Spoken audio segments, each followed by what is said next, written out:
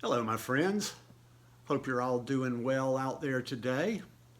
Haven't talked about gut health in a while, so today I prepared a little talk on it along with my research assistant, otherwise known as ChatGPT. I'm telling you, you got to use this ChatGPT. It helps when I'm researching something, it's like 100 times what I can get done, or it shortens the time of what I can get done with Google. So, yeah, let's just jump right into it. We're going to talk about in the first place why gut health matters. Our gut microbiome consists of trillions of bacteria, fungi, and other microbes that influence digestion, immunity, metabolism, and even mental health. It's actually been called our second brain, and like how the effect that that a healthy gut microbiome has on our overall health and mental health as well is astounding. A diverse and well-balanced gut microbiome is crucial for overall health. Disruptions in gut microbiota are linked to conditions like obesity, autoimmune diseases, mental health disorders, and metabolic issues.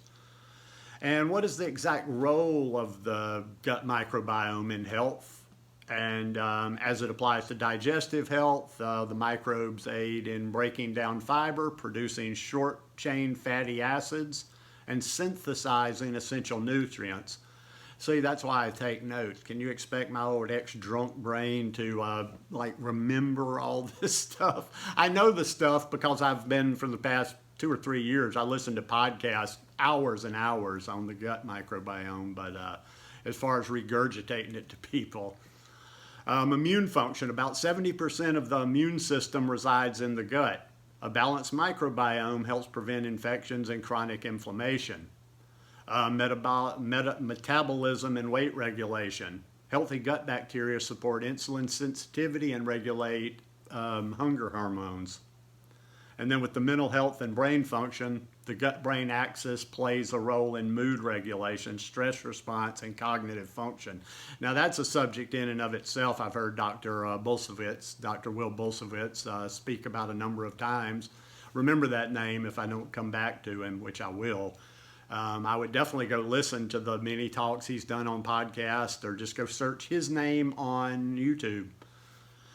And the importance of fiber for gut health. This one is key. Like, I have really upped my fiber a lot in the last 2 years. Like legumes, eat the hell out of legumes. But like most people are deficient when it comes to fiber. And fiber feeds beneficial gut bacteria, leading to the productions of these short chain fatty acids like butyrate, which reduce inflammation and improve gut barrier integrity.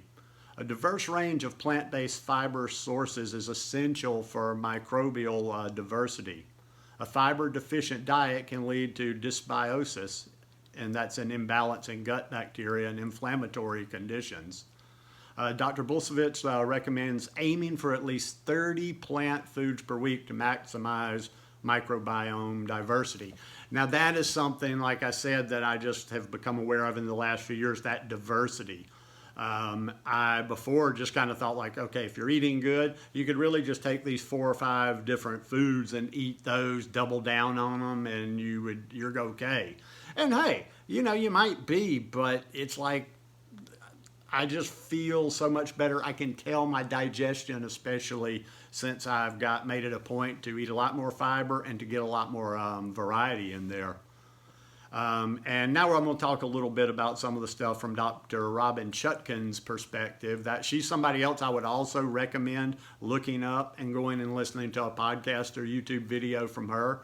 The way you spell it is Dr. Robin, Robynne, Chutkan, Chutkan.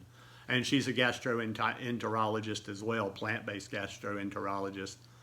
Whole unprocessed plant foods promote the growth of good bacteria and help repair gut lining.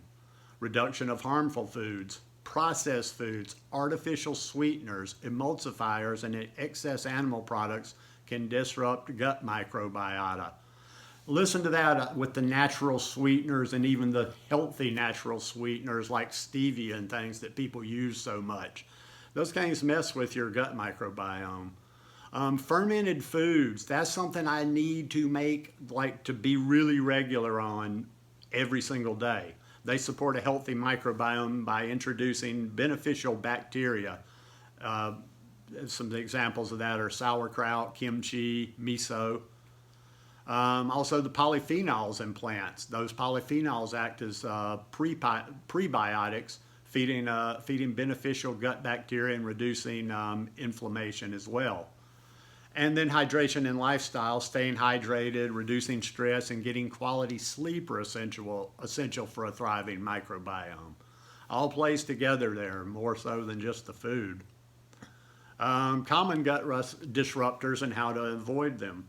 Antibiotics and medications. Overuse can wipe out beneficial gut bacteria. I've heard Dr. Bulsiewicz talk about before, like antibiotics. If you go to the doctor and he says, okay, I'm going to put you on antibiotics, and this isn't coming from me or anything radical, you should always ask him, is this necessary? Because so many people go to doctors expecting to be prescribed antibiotics that a lot of times the doctor will just do that because they know it will satisfy you. But a lot of times if you ask them, do I really need these? They'll tell you, no, you don't.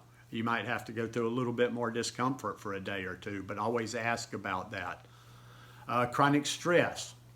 Chronic stress also alters gut microbiota and promotes inflammation.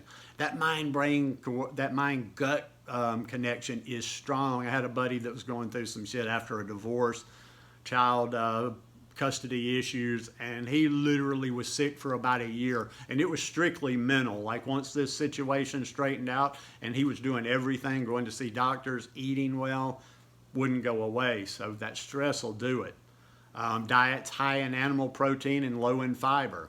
They tend to lead to increased levels of inflammatory gut bacteria. And then environmental toxins and pesticides can negatively impact gut microbial balance. Practical ways to strengthen the gut microbiome. Increase fiber intake from fruits, vegetables, legumes, whole grains, nuts, and seeds. Those things that you say, well, I can't eat this because it bloats me. Dr. Bulsiewicz has also talked about, too, how you can build yourself up to these. Sometimes it's as simple as like people say, well, I can't eat broccoli, or I can't eat this, I can't eat that. Maybe you're eating a tablespoon of something and you increase little by little. He's done this with people with the legumes before that say, I can't eat that. If you saw the amount of legumes I eat, you'd be like, oh my God, I'd be bloated. I'd have gas all the time. I don't, because I've increased little by little by little. She seconds a lot of the things Dr. Bulsiewicz says. Eat a diverse range of plant foods weekly. Incorporate fermented foods like sauerkraut, kimchi, and plant-based yogurt. Stay hydrated and engage in regular physical activity, and reduce stress through meditation, breath work, and sleep hygiene. Let's see. I've got a summary down here of the key points. The gut microbiome's role is essential for digestion, immune function, metabolism, and mental well-being. Fiber is crucial because it benefits gut bacteria, promoting diversity and reducing inflammation. Whole, unprocessed plant foods support a thriving microbiome, while processed and high animal protein diets can disrupt it. Eating a variety of plant foods weekly enhances gut microbial diversity and resilience. Some of these I'm not going to just repeat them over and over. Why 30 plants per week? Why 30 plants? Microbial diversity equals gut resilience and overall health. The gut microbiome is made up of trillions of bacteria, and different strains thrive on different types of plant fibers and nutrients. Different strains even thrive on different versions of the food. Like you can have raw, you can have fermented, and you can have a cooked version, and they all feed a different microbe in your body. By eating a diverse range of plant foods, you cultivate microbial diversity, which is linked to better digestion, reduced inflammation, stronger immunity, and improved mental health. Let's talk about each type of fiber feeds a different microbe. Soluble fiber, in other words, in oats, beans, apples, ferments in the gut and produces short-chain fatty acids like butyrate, which reduce inflammation, improve a gut lining integrity. Insoluble fiber, In other words, like in leafy greens, nuts, and seeds, helps with regularity and provides mechanical bulk for digestion. Resistant starch, like in lentils, unripe bananas, and cooked and cooled potatoes, acts as a prebiotic for specific beneficial bacteria. And yep, a lot of it is just kind of a summary here. And I'll finish with this, a practical way to get 30 plus plants weekly. Mix up your fruits and veggies, i.e. eat a mix of greens instead of just spinach, or instead of just kale for me. Include different legumes, lentils, chickpeas, black beans, black-eyed peas, lima beans. I do that. Each time I cook a pot of peas or legumes, I cook a different one each time. I need to get to doing 3 at a time. Use nuts and seeds and do a variety of those too. Pumpkin seeds, flax seeds, walnuts, almonds. Try whole grains, quinoa, brown rice, oats, farro. And then you can also blend different herbs and spices. Each counts as a plant. So once again, like I said, this is a lot of stuff here. I just like to kind of be the catalyst and point you in the directions. Like, those are the people that I highly recommend. I recommend getting Dr. Bulsiewicz's book, Fiber Fueled. I can't remember right off the top of my head Dr. Chutkin's book, but she has a real good book out on the gut microbiome as well. And anyhow, this is just some really important stuff that I like to share. Go look at it, make up your own conclusion. My digestion has been good since I've been on a plant-based diet, but over the last 2 years, as I've really doubled down on this kind of stuff, doubled down on the legumes, doubled down on the diversity, I would say my digestion is the absolute best point it's been ever in my life right now. So anyhow, this one got kind of long. Hope you guys enjoyed this video. If you like it, please give me a thumbs up. Please hit that subscribe button, and I'll see you here again this week. Peace.